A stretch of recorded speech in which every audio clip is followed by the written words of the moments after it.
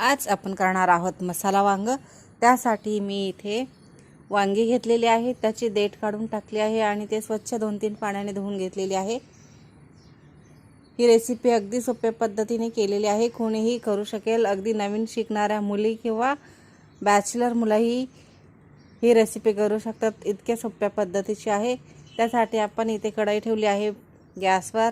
थोडंसं तेल टाकून घ्यायचं आहे। त्यामध्ये आपण सुरुवातीला अद्रक लसूणची पेस्ट टाकायची आहे। अद्रक लसूण पेस्ट नसेल तर नुसता लसूण ठेचून टाकला तरीही चालतो। तेलावरती छान परतून घ्यायचं आहे। त्यानंतर आपण डायरेक्ट आता धुतलेली वांगी टाकणार आहोत। वांग्याला अद्रक लसूण छान लागलं पाहिजे, त्याचा छान फ्लेवर त्याच्यामध्ये उतरला पाहिजे। त्यासाठी आता इथे आपण धुतलेली वांगी टाकून घेऊया आणि चवीनुसार मीठ टाकून हे छान मिक्स करून झाकण लावून ठेवायचे आहे 5 मिनिटासाठी।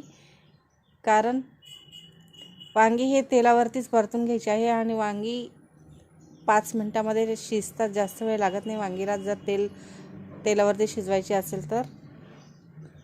आता आपण याला 5 मिनिटासाठी झाकण लावूया। अगदी कमी मसाले वापरले आहे, जास्त काही झंझट नाही आहे। इथे आपण वांगी छान मिक्स करून घेतली आहे। आता आपण वांगीमध्ये मसाला टाकूया।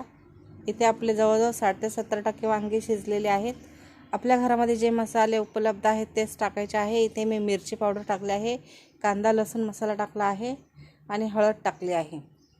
जे कुठले मसाले असेल ते इथे वापरायचे आहेत, जास्त मसाले वापरलेले नाही।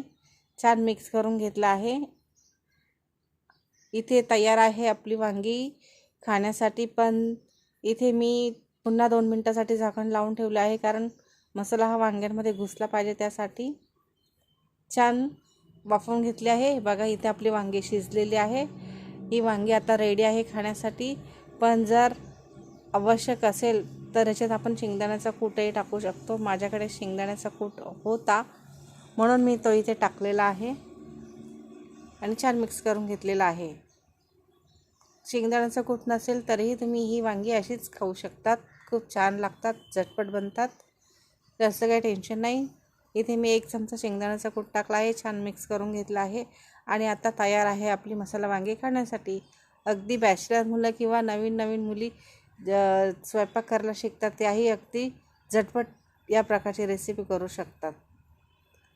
त्यामुळे नक्की एकदा ट्राय करून बघा। व्हिडिओ आवडला असेल तर लाईक शेअर सबस्क्राईब करायला विसरू नका। पुन्हा भेटूया अशाच एका नवीन रेसिपीमध्ये, तोपर्यंत बाय बाय।